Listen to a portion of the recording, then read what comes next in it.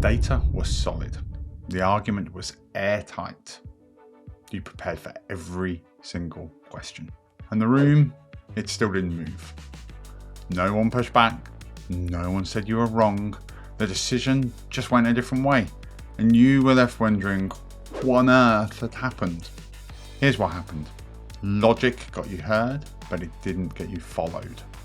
If you've ever felt that gap between being right and being believed, stay with me because we're going to go into that problem. I'm Dave Martin, founder of Confidence In. I work with leaders in tech companies who think differently, people who are generally some of the sharpest thinkers in their organizations, and I help create the calm leadership method to help you become a strategic and influential leader who enjoys success. And this is the pattern I see again and again. And it's not a lack of ideas or a lack of IQ, it's a lack of translation and landing the message in the room. There is an assumption baked into how a lot of tech and product leaders communicate. And it's gone through being an IC and then managing ICs. It goes like this. If the reasoning is sound, people will agree. And that's because when we're discussing with engineers whether we're going to use architecture A or architecture B, it's a very logical conversation, a very logical decision. Unfortunately, it's also the wrong assumption. In the exec room, decisions are not going to be made on a logic alone. Obviously, they do need to be logical, but they're also going to be shaped by emotional resonance, by status, by identity, and by perceived risk. People back ideas that feel safe. They want to protect their credibility and align with how they want to be seen. The best argument in the room doesn't automatically win. Now, most tech leaders and product leaders have been told now and then to suppress their emotions at work. It's come up quite a few times. Stay rational. But emotion isn't the problem. Ignoring the emotions in the room is the problem. Let me give you an example. A head of product I work with was consistently losing buy-in, not because his ideas were weak. His preparation was thorough and every risk was documented.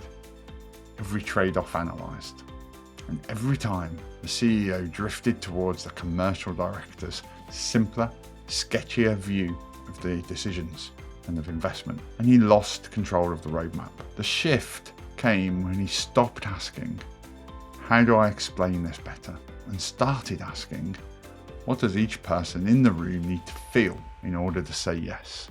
The CEO feared being exposed to the board on delivery risk. The commercial director wanted to protect his revenue targets. And the CTO, well, they wanted to avoid another re-platforming conversation. The same proposal, just different framing for people in the meeting. Now I know what some of you are thinking. Potentially this might sound like manipulation. It isn't. There's a massive difference between manipulation and empathetic influence. Manipulation deceives someone into a decision, and it tries to get people to make decisions that are not in their interest. Influence means understanding what someone cares about so you can make sure they can see how that decision will help them get what they want.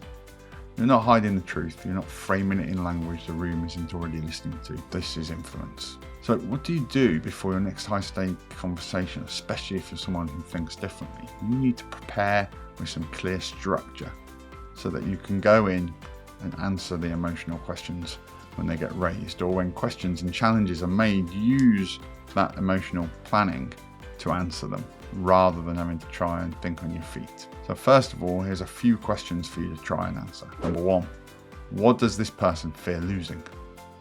Number two, what do they want to be seen as?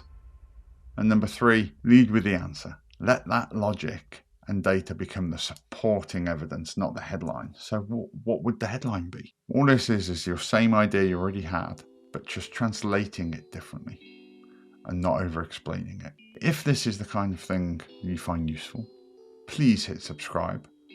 I post regularly, both on YouTube and on my newsletter, for tech and product leaders and founders who want real influence, not just better slide decks.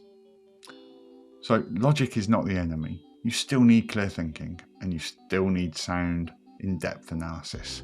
But logic alone is like having a great product, but with no marketing, i.e. a great product no one can find. It deserves to be bought.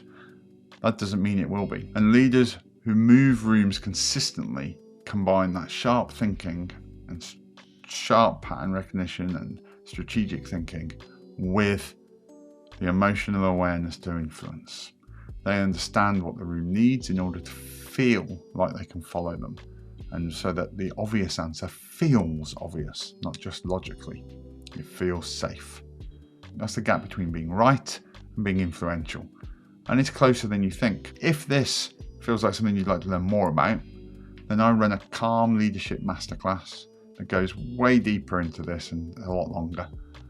It's totally free, it's really practical, hands-on, and it's built for leaders in tech who think like you. If you're interested, the link's below.